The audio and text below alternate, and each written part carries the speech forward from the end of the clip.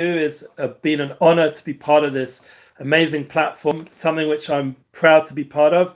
And every time people join more and more, thank God it's a process. I believe in the long-term development of these platforms, not short-term, and it's about relationships. So thank God everyone here seems to be joining from the Zula, which is an amazing platform I continue to join and be part of and recommend.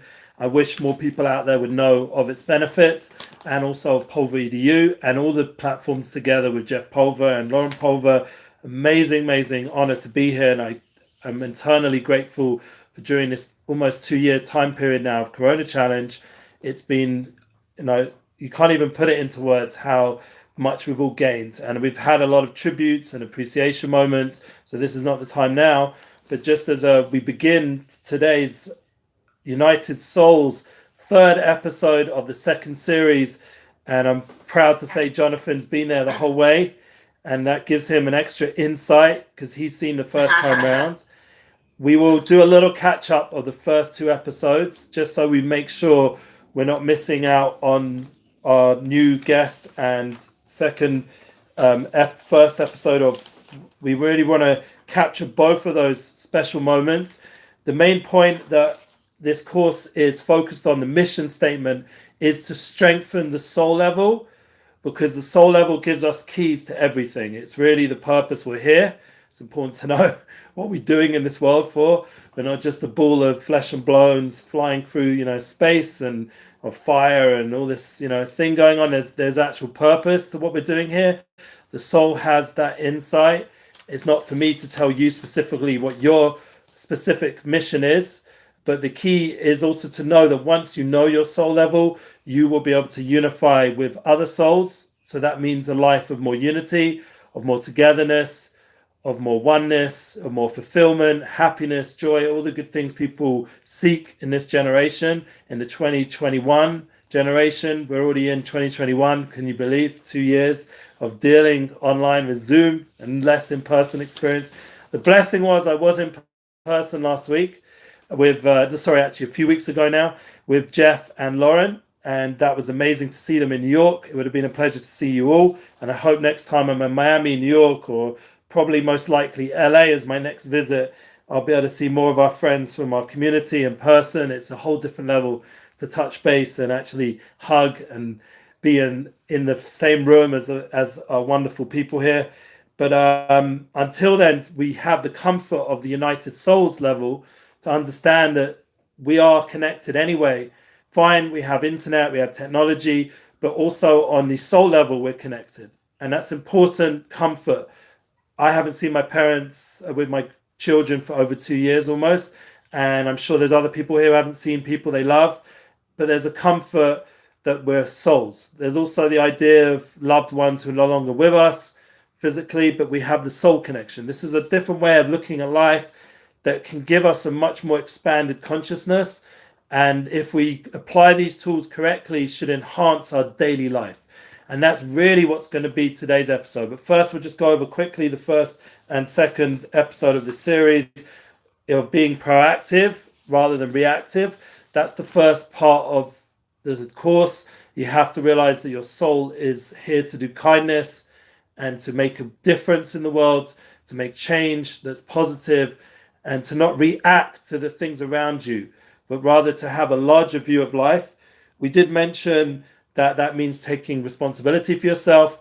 And it also means on a deep level, we have to really go listen to the full episode, but tuning into a different perspective of life now that actually impacts the people in your sphere of influence in a way that you can't even imagine if before you think this way. It's a different level of life because you're now tuned into a whole enhanced viewpoint of how to experience the moment. And rather than reacting, and rather than looking at life in a more smaller level of triggers and difficulties and problems, you have an expanded view of challenge and opportunities and a truer perspective of relationship goals. It's a different level experience. And that's when we move to the second point of having goals, mission statements, values, dreams. It's really important that we constantly develop these parts of ourselves, that we review these parts of ourselves that give us more purpose, more definition, more direction, give us boundaries. It gives us strength and courage to be able to fulfill our purpose in the world. That was the second episode. And we went into actual practical points of how to build the mission statement and goals and dreams and values, and to also be real with that, not to be like fantasizing about things we want to be, but actually looking at our reality of what's in front of us now and tuning into real steps, how to apply that. And that brings us to today's episode, how to live more effectively and focus when we face so many distractions and uncertainties. That's the title of today's class. Really, in short, it's how to effectively love. That's the next stage that we're adding on that Jonathan didn't hear. How to effectively love. And Lauren as well. How do we really love people in the time we have on a daily level? Because we're all going to be excited to have more schedule and more time management and being more effective with our time, more effective at our job, more effective with our relationships. But the element that we sometimes miss, which the world definitely misses, and you can just go online and see for yourself how much it misses it, is we're not so effective with loving others. That's the challenge today. How to improve our experience of life and love. That we should really love the moment, love the person, love the place. These are all opportunities. Now remember, this course is interactive. It's not just for me to sit here and give over material. It's a Zoom format. That means if you have some question or insight, something I'm not making sense here, if Jonathan wants to join us, please do. You have to unmute though.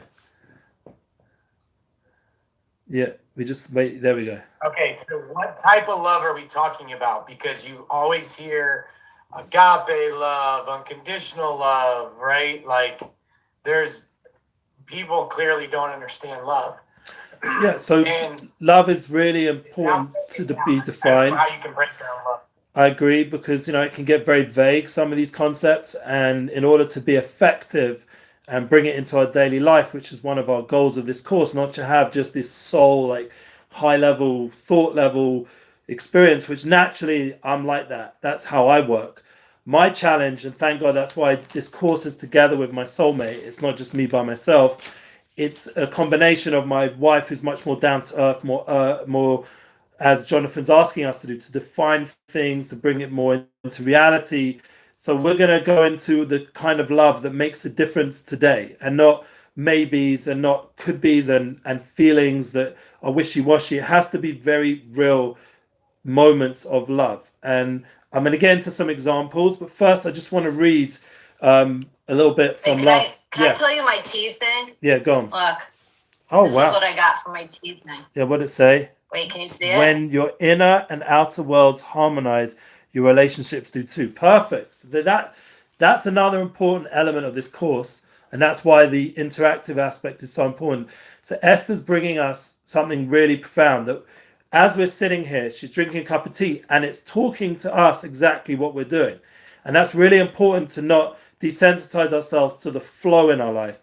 Meaning, like, a cup of tea can have a little message on it that's totally what we're doing here. We are trying to harmonize these two different worlds, the spiritual, the physical, the emotional. We're trying to harmonize. We're trying to improve our relationship skills. That is a big part of uniting souls. It's not going to happen if we're all spiritual or all physical. The emotional level is often where it's happening, and harmonizing is a big challenge. So really, today's episode is also totally what Esther just brought down from her cup of tea. And it shows you that in life, that it works that way, that messages are coming at you. And obviously we're going to discuss this, because it's going to be a key element of love, is removing the distractions and the external aspects and all the false messaging and all the noise. We can't get to the proper message of what we're supposed to be doing and our priority and our first things first, until we've really removed a lot of the noise and attuned ourselves to what the right message is. So that can be a lot to do at once, but once again, Esther already just helped us and proved the point in real time. Now, what do you think, guys? Yeah, we want a real discussion and we can follow up with another 10 sessions to get all these effective points of growth in our framework and outline once we have discussed this all. So that's a good point. It's going to take a long time. Yeah, type it into chat. Please do, Esther, what you just saw in your tea. This is why... Okay. I'm like, what do you want me to say? Type it in, what it I got was, it. so we can keep it here. This is why what our creator, the universal force, however you want to call it, the flow, the divine element of life, wants us to discuss from a real place, because understanding that if the creator created the world with a purpose, it wants us to get our purpose. It doesn't want us to be not real. It doesn't want us to miss our purpose.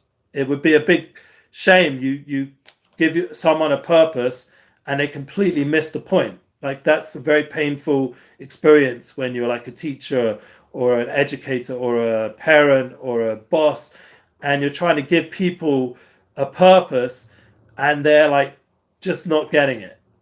That's a very painful thing. So we don't want to be in that realm of disconnect. We want to be in tune to what the real flow in life is, so that we're getting discussions to the point where we're attuned to what we need to learn. And that's something which is great in Zula, for example. We have a safe space and we're not talking politics, which can make us very distracted generally. And we're not talking, anything like medical or anything that can get people into a non-safe space. And also, I would say, personally today, one of the examples I want to give is to talk about intimacy or sex. I'm hoping that that's not going to be something that anyone here is going to be like offended by, or like, hopefully it's a safe discussion, because my example, I think, will be safe with you guys.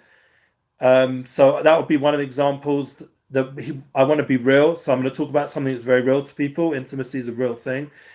And we need to be present more than chase after goals. That's where it's important to balance out what we already had. And the second point, you can get very strong with your mission statement and your goals and your values and your dreams, and you're on fire, but you're burning everyone around you to achieve that. And that can be a big mistake, because you're not going to really fully fulfill your purpose, your goals, if you lose the crowd, if you lose the people you care about. You don't want to do it in a way that sacrifices the bigger picture, which is obviously hopefully your goals are consistent, that you want to connect with people as well.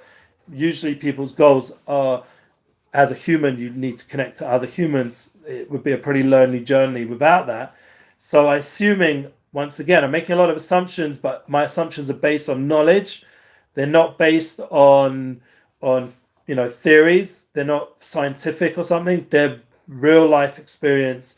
That's what I feel I have in my pocket that I'm offering you guys today. So just to make clear, like, I'm not a big billionaire financially. I'm not like a massive success. That's not my pitch to you guys. My pitch to you guys is real life inner experience of real values and real mystical truths of humankind that have been tested throughout history and are universally accepted.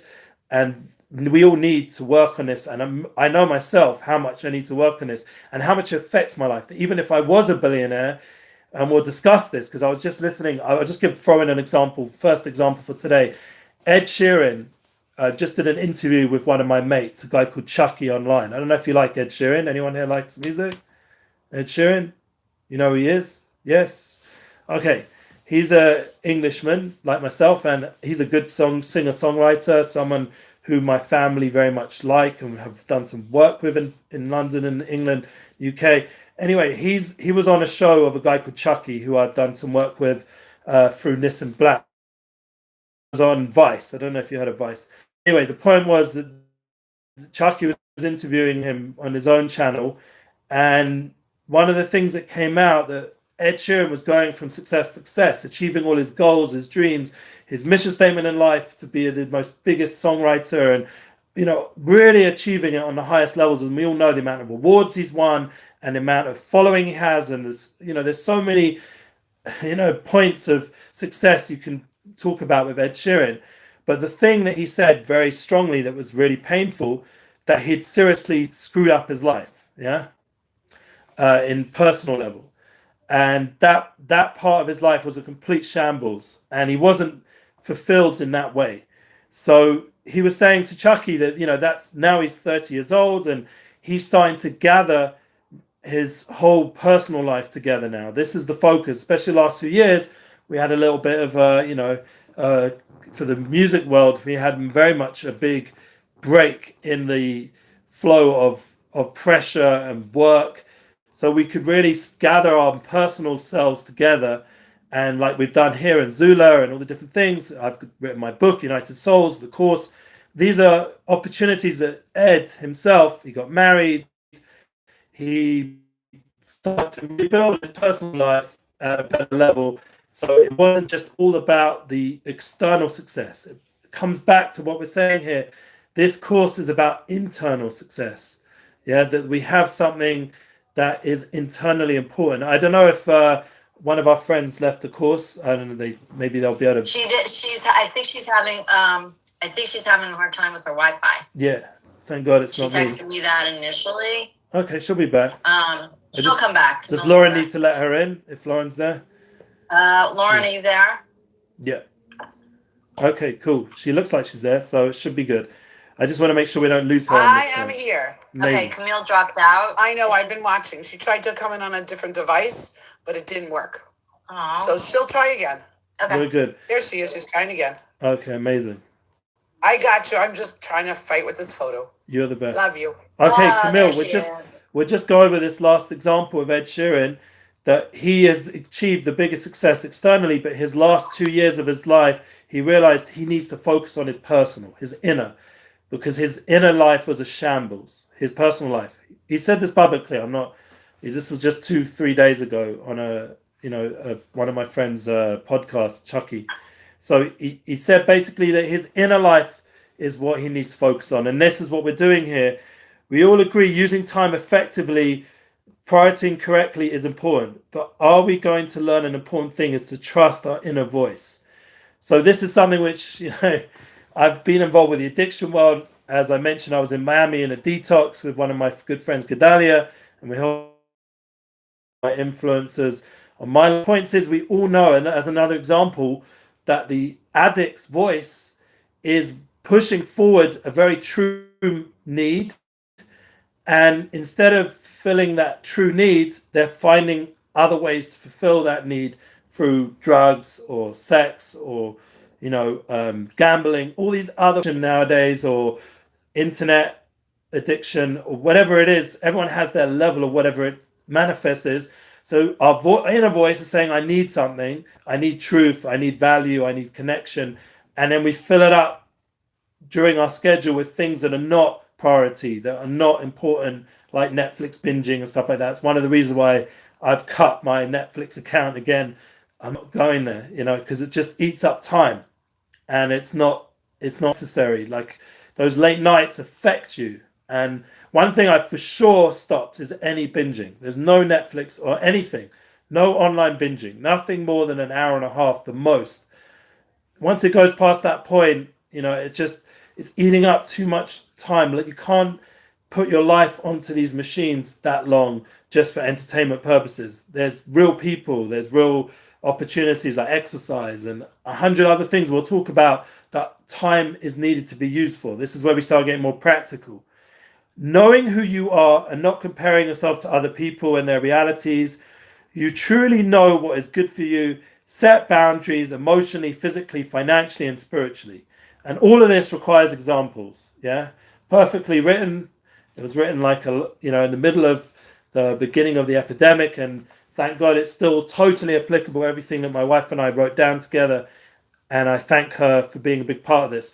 Now, one of the ideas I thought to call this episode was effective care, not effective love, effective care. But I realized that I'm not such a caring person naturally. It's just not my strength. And love is maybe something that everyone feels like is much more universal. Not everyone's a caregiver. Not everyone. My wife wants to be an ambulance volunteer. She's already in the middle of a heavy course, so she can do that. I don't have that drive. Like, I don't know if you have people around you who do, but I'm not like looking to go. I mean, I did volunteer once to help a like this is like once, help a Down syndrome child for about a year or so, and he came and danced at my wedding, which was 20 years ago from 2 weeks, and I'm very excited for my anniversary. But the point is that to be a carer takes a certain personality. So I decided, no, we're going to expand the concept into love. And then we get to Jonathan's question. So how do we bring the idea of being effective and love together? Because we're going to try put into our schedule all our dreams, our goals, our mission statement. We're going to be proactive. We're not going to be wasting our time reacting to people. There's so many times a day the last few weeks where I could have put time into reacting to people.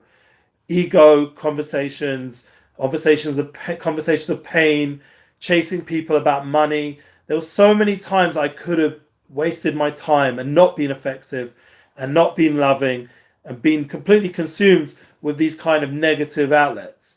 Now in business, it's going to happen all the time. Yeah, you're going to be tested in this way.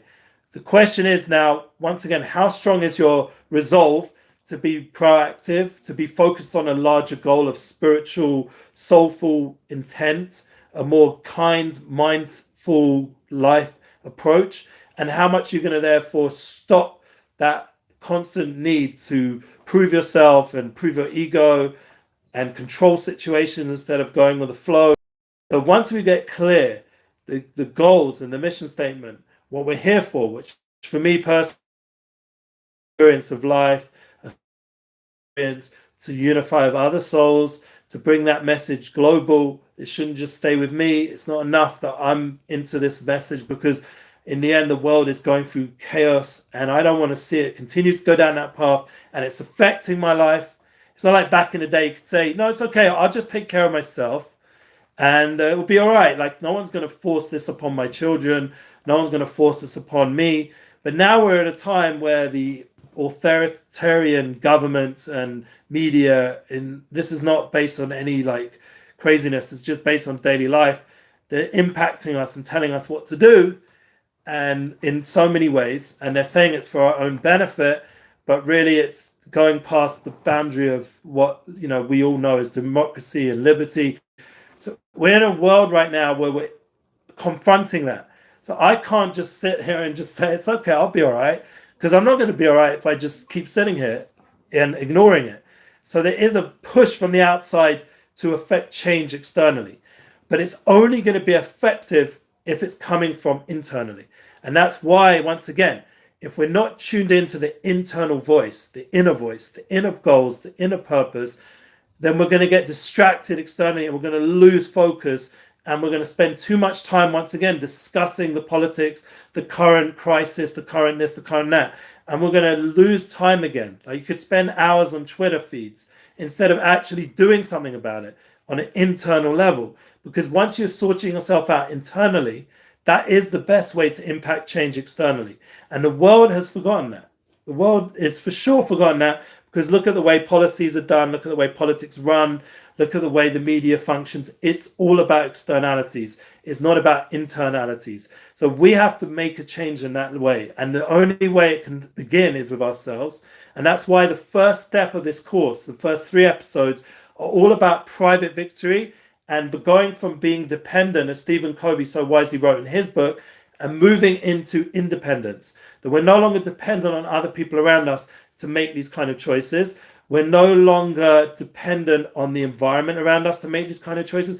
We're not dependent on government or media or any larger infrastructures. We know what our purpose is, what our truth mission is, and we clarify it more and more, and we live it in a real way. But it's going to be first on an internal level, a private victory, a personal development, rather than something that the world needs to know about. That's why this episode is really important, because you can't go public, really. You can't really go out to the world and impact change and be win-win and make big differences, and that's next episode, until you've had this episode and this work.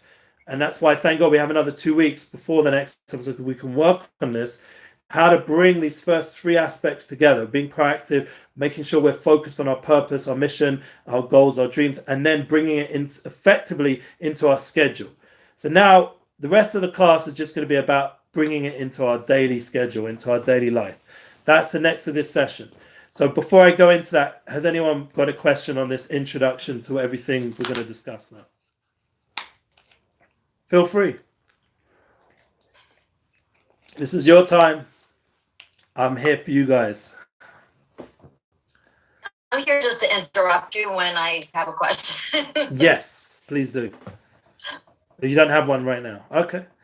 So we'll wait a minute. I like that T quote because I do feel harmony is a big advantage in understanding. It has to have some sort of flow. You can't be overly real that you're a human being, and it has on once again with the love aspect that you have people in your life who are going to need love, and that need for love, that reality of love, which Jonathan wants us to define, we will define. Example. We're going to go first example. Intimacy. I'm going to jump straight to something which is really one of the most powerful, most profound aspects of humanity, which is the need for intimacy, to have intimacy physically, emotionally, spiritually. We all need intimacy to feel fulfilled, to feel calm. It's for a man, it manifests. I'm sure there's all different ways it manifests in the world nowadays, of all the different genders, ways of explaining things. But to keep it simple, man has a very intense need for intimacy for certain reasons, and women has a very intense need for intimacy for other reasons. Without getting into those differences, the main point of intimacy is to connect to another soul, not just to the physical body, and not just emotionally to experience the attribute of love, of giving some pleasure to another person, but to connect on the soul level. And one of the beautiful realities of intimacy, and all of you can tell me if I'm wrong, but this is once again a mystical truth that I believe is universal and eternal, and no one can really argue with it, is that it's good to know these things. I mean, people don't know a lot of basic universal truths, which is one of the reasons this course and everything I try to teach and everything I try share from other teachers is to remind people of universal truths. One of them is that intimacy is reaching a place of focus that is so pleasurable because you've reached a place of focus, meaning you are achieving a goal. You're coming to a place that is so fully engaging when you're intimate that you don't think about anything else other than that moment, other than that experience, other than that pleasure. And that's what's so profoundly amazing about it, and so drawing for humanity, that after you go through all the external levels to get to that intimate moment, that intimacy is so important for humanity to develop further. Like the idea of procreation comes through intimacy. The power that exists with that moment, whether it's procreative or not, the point is that it has that ability to focus us and experience the moment fully. Like in this course, my ideal lesson or session would be that we're actually fully engaged to the point where nothing else is on our mind. That moment, in religious levels, they talk about it some sort of like nirvana, or, is the way the religious worlds talk about these moments. I believe personally, prayer is also, and meditation is also achievable to become an intimate moment, like intimacy is for most normal people nowadays. That it's such an engaging moment that people write thousands of love songs about it. They driving their whole day thinking about that moment where they're going to get to that intimate experience with their loved one, or with even just communicating intimately with someone. Doesn't always have to manifest physically, because a large part of intimacy is emotional. And to realize that that's a powerful experience of effective life. It gives you an insight for all the rest of life. This is something which people don't do. I'm not saying all of us, but generally people don't do. They don't take these powerful, profound moments and having an intimate moment with yourself. You're just sort of doing stuff. The point is, those doing stuff moments, those seemingly non-profound, powerful moments can also be affected by those intimate moments. The key is to know how to do that always. Now, I don't mean I'm not encouraging sex addiction or anything like that. wrong. I'm not talking about that. I'm talking about where you understand the experience, the knowledge of knowing another person. That's intimacy. Of knowing our creator, or knowing ourselves, our soul. Intimacy that's created can impact our daily life. And even if right now we're not able to physically be intimate with someone for whatever reason, we're not married or we're not in a relationship, whatever your situation is, but you know what that experience is once you get to a certain age. Everyone nowadays, I'm saying it unfortunately, but they've had intimate moments from a very young age. And that is something, rather than to be a tragedy of our generation, that everyone says, oh, it's so sad, that kids, they experience things so young and they go through so much, at such a young age. I, only did this when I was this and this age. And, there's always going to be something good to every not good. And the good in the reality that people are experiencing of it, then it won't be a tragedy. It won't become something which just wastes all this energy and wastes all this time and thought and money and resources. It will train people to understand that they have a soul inside them, and they're experiencing the level of the soul on a very intimate level. They're experiencing another soul, which is what makes it so profoundly pleasurable. Because the power of experiencing another soul, becoming intimate with that other soul, is so overwhelming. It's such an unbelievable force. If you think about it, the whole advertisement industry builds itself off that energy. Yeah, I don't know, Camille, you're in the advertising world somewhat. Yeah, is that right? You don't mind talking? I'm muting, but I gather that from the Zula. You in that world? Not exactly advertising, but I bring. I'm more in creating community. Community. For Okay. soul-centered entrepreneurs. So I would So say. I thought Camille would be good. I thought Camille would be good for this class because her whole business is, for soul-centered entrepreneurs. Okay, but since people who have alternative, businesses, or professionally that don't feel they have the credibility because they're bringing the soul. They have purpose beyond profit, which is, the tagline. It's like they have to have a purpose beyond making money. Amazing. So that fits all the beginning parts of the episode of finding purpose and goals and dreams. But the point where we're at now, of now bringing it into our daily life, understanding that things we do and care about, like intimacy, is such a profound element of our life, that it can impact the community. It can impact our relationships with others if we understand it properly, that it's an insight and it's an experience of a profound level of connection that we can bring into the community around us. That it's not just an individual, personal, in the bedroom, private experience, even though that's very important, that element. The larger reality that we are all level with a collective of souls that all have ability to impact each other in intimate moments as well, like we're doing now on the Zula or the PulveREDU or whatever format it comes online, with all these online community formats. And understanding a large drive, like we were talking about the advertising world, they use it more as a moneymaker. We can use it as a unifier, as an ability not just to make money and make a sell, but to actually bring people really together, not just externally, but they're actually experiencing some love. They're experiencing some caring and concerning and validating and empathizing and giving space for the other person's voice, something I need to work on, as you're seeing here live. Yep, we have, no, I'm serious. I'm very safe for my wife or other people around me, is to listen better. That's going to be one of the parts of the course, which is for me the hardest. But the idea of really listening intimately to a person, to learn to hear their voice. And these are all aspect level until you've done it yourself on some level. Like, that's the point that people, they skip steps because they see success, like we said of Ed Sheeran, success, 10 years of becoming this huge phenomenon. But he skipped loads of steps on the internal level, so he's a shambles in his personal life.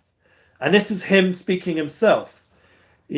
Examples we can give to this, in the world nowadays, of success stories that weren't with the inner first level done.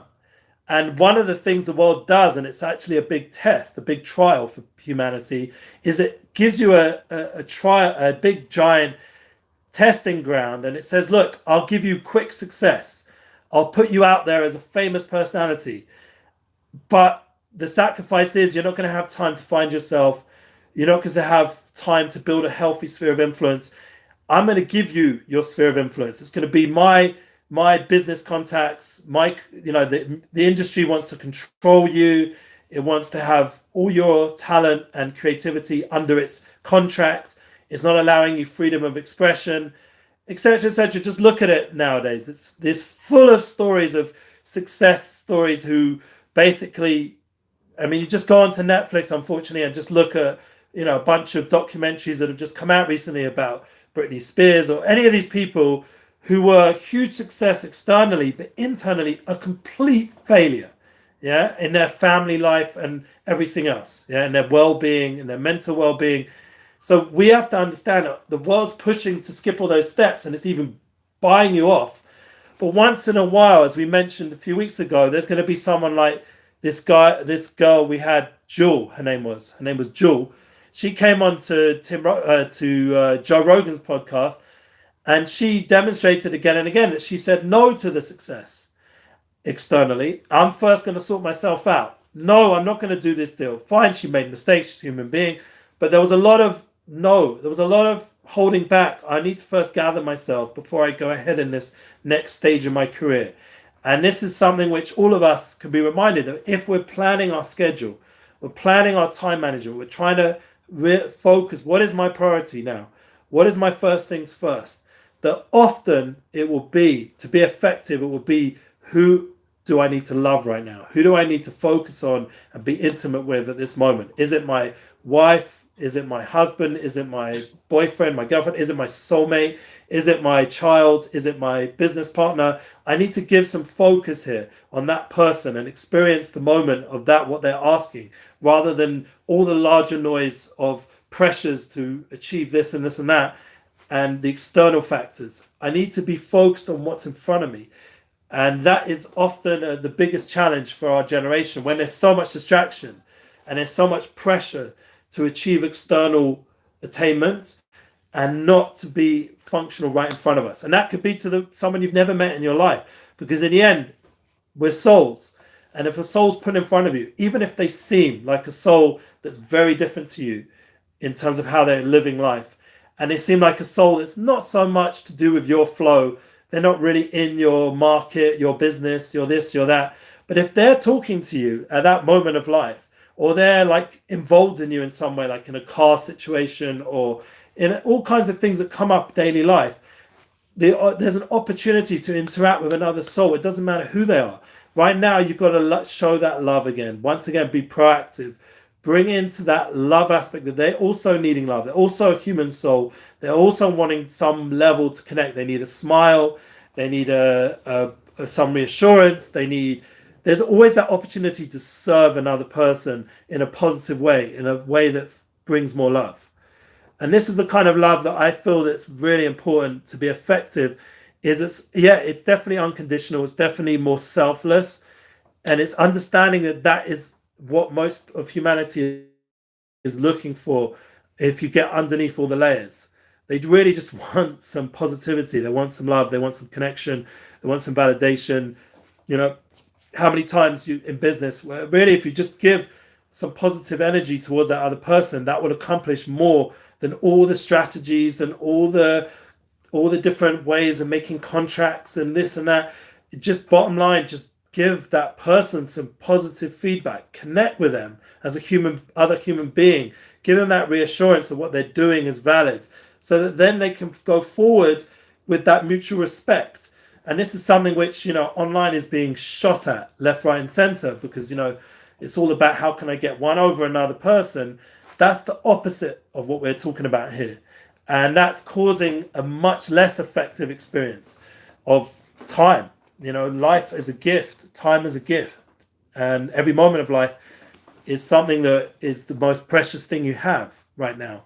That gift of life, the gift of time. We're not here forever. This hour you're giving me today is so appreciated. that I can share with you something which I've experienced on a deep level, thanks to being around people who have become experts at this. An example would be an example of people who are experts at this. When you're in their presence, you feel they're totally, confusion, that people think everything has to manifest in some sort of physical explosion. Like, Joe Rogan said a comment today that someone said to him that if you want to have love, then we have to be sexual. And I agree. Love does not have to be sexual. Love has to be intimate, has to be connecting, has to be a moment of intimacy. If it's that kind of relationship where it can be sexual in a healthy way, that's we all understand is now a time for that sexual expression of intimacy, but not love is sex. Love is intimacy. Love is validation, and that is the kind of way it should impact how we interact with people on a daily level. Now, we need to get into some more examples. If anyone has any questions, once again, because without getting into all these examples emotionally, we need to have time for ourselves. I had a session with my wife, relationship podcast. It's called The Relationship Flow. And we spoke about having that self-care time that Jeff often brings up again and again in our Zula, that we have to give some time to love ourselves. We can't really love another person unless we're full up, unless we're overflowing. So we first have to give that self-love before we can give that love externally to someone else. And this is something which I know myself, once again, like I'm not as strong as this. And my wife is very disciplined. When she knows when she's being triggered and things are happening that are difficult, she'll go and make that space. And we spoke about that in a relationship flow podcast. And that also can be in a relationship with someone. You need to give self-love to the relationship. These are investments that take time, and emotionally can make a big difference, because then you're in a space to give love. Yeah, very important. Self-love. Next, physically, you need to take care of your physical needs in your schedule. Must do the exercise that's needed. For me personally, it's swimming. I'm back to my swimming schedule, thank God. After traveling, I'll have a little break again when I travel, and therefore I'll have to make it up in other ways, maybe through walking more. I tend not to get Ubers or anything like that when I'm traveling. I try to walk a bit more, try not to rely on other people driving me if I can avoid it. Just do more exercise, get out into nature. When I was in New York, people offered to drive me to places which I knew I could walk because I'd already done the walk before. And it was a walk through a forest, or it was a walk through a lake. I chose those walks. In Miami, the lake, the bayside was beautiful. Why would I get in a car? Fine, I'll save 5-10 minutes, but I'll use that time to do some exercise and gather myself physically. Yeah. Also, healthy lifestyle. Very important to eat and drink and use time effectively, not to overindulge, not to undereat, but to have a balanced schedule of all this kind of stuff. Everyone knows this is normal knowledge now, common knowledge. Thank God we're much more self-aware of all these kind of things. Then I would say financially, we have to make sure that we're taking care of what our responsibilities are. And that means, once again, with boundaries. Like, it doesn't mean you're doing deals when you're meant to be with a person who's asking at a very low level. It's improved because, thank God, people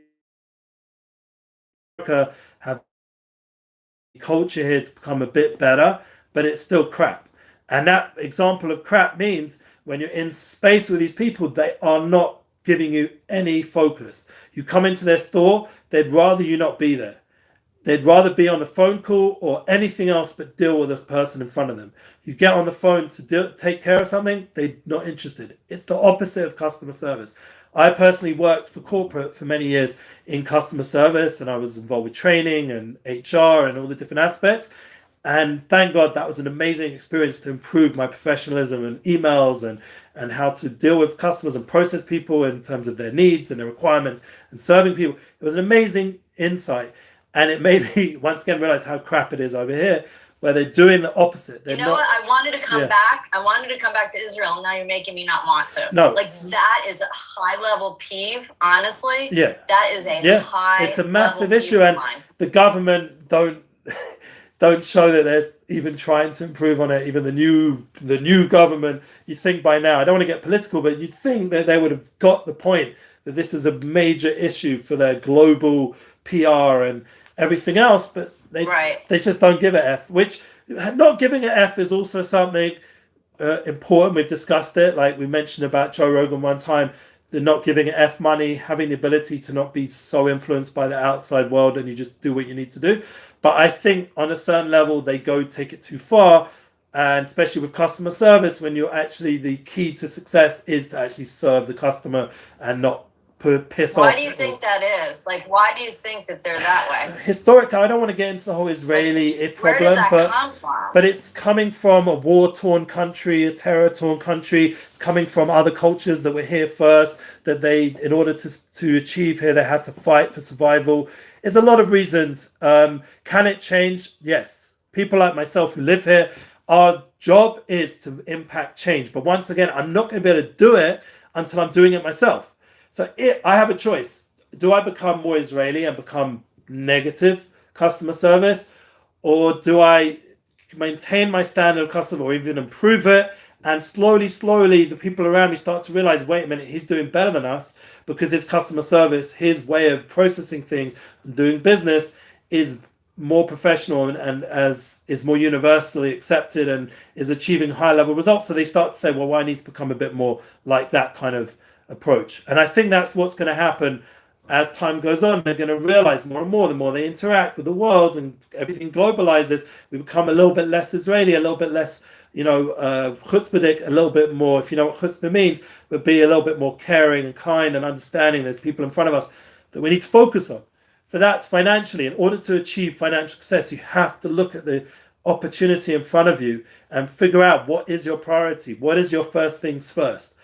Now, this brings us to the next point of family.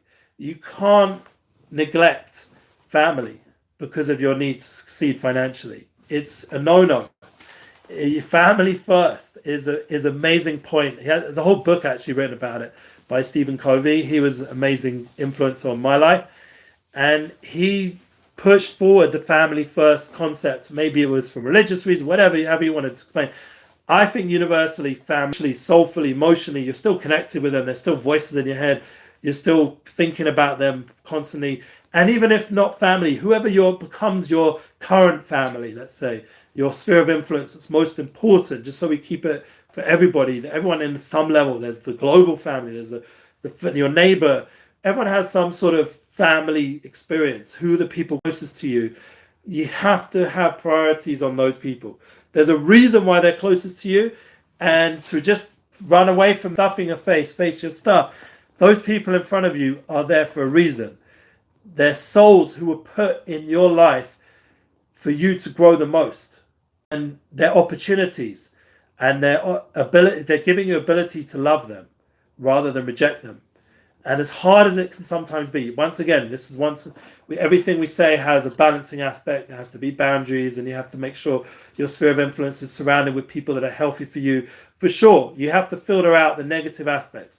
But once you've done the filtering and the boundary aspect, those people in your life, for example, right now I have my wife and without evil eye, I have 6 children in my life. I did have one married. She's no longer married, whatever. That's the whole story. But the point is, they're all in my direct space, and they are in my space more than anyone else. So if I would say I'm going to prioritize one of my music stars more, like Nissan Black, I'm going to make him more of a priority, or I'm going to make the rabbi I work with more of a priority, or I'm going to make Jeff Pulver and his whole Zula thing more of a priority. I'm denying the truth that those 7 souls are more important right now. They are. It's just truth. They need me more. There's things I can do for them that no one else can do. Jeff will be all right without Ellie Goldsmith. My rabbi will be all right. My music rap star will be all right. And all the other people I work with and work for, they're all going to be okay without me. But my wife and my children need me. That's just simple. And if I did deny that reality, I'm in denial. And you're going to have people like that in your life who are clearly priority. And to deny them is a mistake. It's not just a mistake for their sake, because that was the point, Jonathan. I don't know if he's there right now, physically, emotionally. If you're there, I'd love to see your face. The point is that, because we're discussing your point of love, even though the love is selfless, we'd like to get to that level of unconditional love. We've spoken about it before in the previous episodes, but the idea of love is often also quite selfish. Tony Robbins talks about it a lot. He's someone who, you can learn things from everyone, and he's one of the influencers out there I've definitely learned from. The idea of caring about the people in your life in front of you, there's a lot of selfish aspects as well, because you grow from it. You become a better person, you become more fulfilled. Those people have a lot of keys and tools and insights and triggers that only they can stimulate. Only they are the ones in your life who can bring you to the next level of growth. And it's perfectly chosen. This is why having a soulful outlook takes away this chaotic view of life, takes away this whatever view. It focuses you into being able to be intimate with the people in your life, because you understand that it's totally meant to be. There's no other reality. There's no escapism. There's no addiction that's going to save you from this. You have to face these people in your life. You have to face these souls, these challenges, and they are your key to your next level of success. That will give you whatever you imagine Ed Sheeran's huge global success is. This is your huge global success to deal with this person, to deal with this interaction. If you give it that kind of importance and that kind of specialness and that kind of dedication and love, you will succeed a million times more than if you say, oh, that person's success. That's not true. And it's a very sober wake-up call for a lot of people out there, because they're scared from that point, because they're like, wait a minute, that means that person is so achievements. Yes, on some level, yes. Now, do they have full power over me? God forbid. No way. Don't give any human other person full power over your life, because there might be times where they're no longer your purpose. They're no longer they're not in front of you this moment. The point is, we often go into the next experience stuck with the previous experience. We go into the next relationship interaction, we're still with the other person. We're even intimacy. We can be intimate with a person, even sexually, and we're thinking about another woman. How many men have that challenge? Yeah. That is us taking relationships and making a chaos of it, and not organizing it in priorities of what's in front of us now and focusing on now. That would be one of the justifications of having a phone. What's the point of having a phone? Is just so you can show those important people in your life that they're priority. Not to make the world priority, not to make what you imagine success as priority, to make those people priority by once in a while sending them some love. That's one of the rabbis I connect with and work with. He says to me, the purpose of the phone, the creation of the phone, was just to say, I love you to those people important in your life. That was the whole purpose of it. That really gives it definition. And then all the other stuff that you do with the phone. But that in itself is the purpose of the phone. I think that's very meaningful, that statement for our generation. It will help us refocus again. Anyway, that's my course for today. Now, the best part of the course now, your feedback, your interactions, your questions, your disagreements, whatever it is. So we'll end off. The floor is open, and it always was, but no one said much. So now it's your chance. I hear crickets. I just take notes. Yes. I mean, I definitely feel like I need to work on the inner before accomplishing the outer. I mean, I'm still trying to figure out last week's, goals and dreams and all that stuff. I mean, these are life. I wouldn't mind another. These are class. life attainments. I wouldn't mind another class on that. Okay, we'll get back to it, but we're gonna. You see, it came up a bunch of times today already. The concepts are a journey in life. They're not things that are just like easy come, easy go. You're always going to be working on your mission statement. You have to review it. You're always going to be working on your relationships and your time prioritization. The key is, one of the points Stephen Covey says, is not to let your priorities become emergencies. That's where he organizes this whole quadrant and this very clever system. You don't want to let emergencies dictate how you live your life. You shouldn't be going from emergency to emergency. It should be going as a flow from priority. If you're in a situation where you're living your life in an emergency level, so then there's something you've missed that day, and you're going to have to refocus and reorganize your prioritization. I think that's an important point. That's huge. Yeah. Okay, anything else? I've read the Stephen Covey. I always try to hold on to the fifth one: seek first to understand, then to be understood. That's the hardest one. We're gonna get there. We're gonna get there. You can't. Once again, you can't really get there publicly until you've got it on some level internally. That is already a public victory that he's discussing there. That's already like a high level in my book. This time, Jonathan is seeking to understand, because that's a whole nother. That would change the world, that level, because if people really listen to each other, technology should really just support. Listen, but that point before about the purpose of the phone, purpose of technology, could be just to give another person "I love you." Could be that's all it really is for. To really. And that love you means what you're saying, which is on a deeper level, to really, because to love someone, you can say the words, but to really love someone, to truly love someone, means to really listen to who they are, to recognize how special they are. They're a soul. They're a special creation that's put as a gift in your life, not an obstacle. To look at soul, to look at people like that, is such a deep appreciation of what their presence, rather than an irritant. Like Israeli customer service. You irritate me. Get out my way. Get out my shop. I sat down in the shop after being jet lagged. It's just a story in the mall. Diesel. We can badmouth them today. Why not? I tend to stay away from naming people that are doing not wrong, but they're so powerful and economically successful. I don't think it's going to make a difference what I say. So Diesel is a powerful, one of the big companies. And we're walking in Manila. I'm jet lagged. I see like a little platform. My wife's going in to buy a bag. I'm like, go buy your bag. I'm happy for you, but I need to sit down for a second. And I sit down, and the guy comes up and starts like being all Israeli and like, you can't sit there. I'm like, wait a minute. My wife's about to spend a few thousand, whatever, in your store. I need to sit down. I'm jet lagged. Just give me no. You need to move. I'm like, whoa. Oh, I would have pulled her out. I would have taken her out of the store and be done. Jonathan will like this, and if he's there once again, I mean, he can listen to the recording, whatever. But he's hearing you. Okay, good. The idea of this could be like a really big insight for men. Go into the store your wife likes the most and is most expensive. Do something weird like I did, sit down on a platform, and there was like clothes hanging like near me, but it was like a bit unusual. I didn't go like find all the way in some chair or something. I just sat down on like more the show part of where the clothes were being shown and the inside part of the store. A little bit strange, and I was strange how I reacted, because I can be quirky like that when people start getting attitude at me.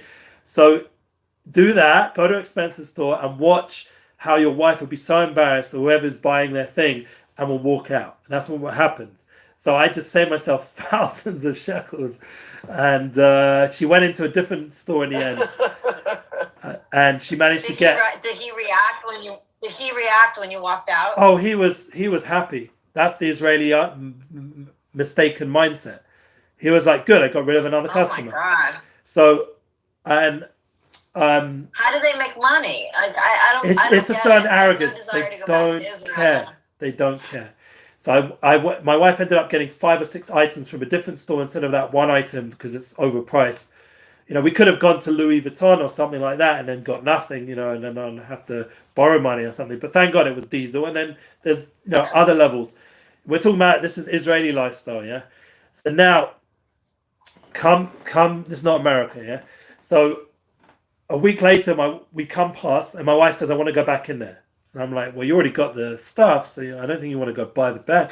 She walks in, she goes up to the guy, and she says to the guy, "It was so wrong. We came in here, I was about to spend a lot of money, I was going to buy a bag, and you were rude to my husband. You didn't give him a minute to explain himself. You just sort of threw him out, and you lost the deal. I just want you to know that." A guy standing next to us in the line, yeah, turns around and said, "He just did the same thing to me, except I'm still buying the thing." Yeah. And he just, Oh my I sat goodness. down while I was purchasing, my other person was purchasing, and he did the same thing. He had a whole thing of me, and the manager said, so we said, who's the manager? So the guy who did it said, I'm the manager. And everyone said, yeah, he's the manager. So now the guy doing this is the manager. We're like, oh my God. And the guy, it just happened to a week later, just before, at the same time my wife went in. It happened to the guy standing there. And he was being like as we say in Yiddish, a schmutter, and still buying there anyway. Yeah, because he's probably used to this kind of treatment. And I was just like, oh my God. So I said to the guy, I said, well, we're not, he wasn't even sorry. He was like, no, you sat down, you didn't listen to me immediately, and get up and go to the other place and not get out, bye, we don't need you, kind of thing. I was like, I just felt like this is the opposite of everything we've talked about in this class. And my hope is that once again, by us working on ourselves, this is my prayer, my meditation daily, by us doing what we're meant to be doing in the United Souls course, it will affect change. One, in our own life, that's the priority. Independent, happy, private victory for our own life. We're more focused, we're more intimate, we're more engaged, we're more loving, we're more empathetic, caring, all these good things.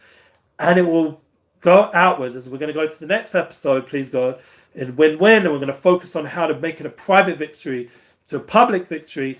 We're going to bring it out that it will start to impact all these kinds of people out there who are making all these mistakes, all these stores and all these things. They'll start to learn from the success stories of people who are inner are successful, and it will manifest publicly as well. That the inner people, like Joe Rogan himself said it, I don't know if he's such an inner person, maybe he is, maybe he isn't, I think he is on some level, but he said himself, we need to make a new cool crowd in the world. Forget Hollywood and forget all these famous stars. There needs to be a new cool crowd based on integrity, values, love, truth. Honestly, this is from Joe Rogan, and he's got more followers than most of the Hollywood people nowadays. So maybe there is going to be a new movement of cool, true people who are inner based, not just superficial and externally based. And that's my dream, that we'll become more soulful. That's my vision, my goal. We'll become United Souls, and it will impact our homes, it will impact our society, and we'll see different customer experiences, and everything we're doing on a daily level will move up a level to a more happy, fulfilled place. Amen.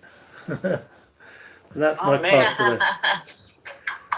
Okay, and That was an awesome session. I think like this will help with Camille's community work and building communities and social entrepreneurs and all this amazing stuff. It helped Esther with all her truth seeking and everything she's doing, and Jonathan as well, with the with all the amazing things doing with the cops, the vets and all the different things. And obviously, need I say more, PulveREDU, it's a growing opportunity. We've got the NFT course now with Jeff. There's opportunity to grow this, so I'm trying to bring as many people's awareness to this amazing course that Lauren has literally pushed forth, thanks to her belief in me, and I appreciate it.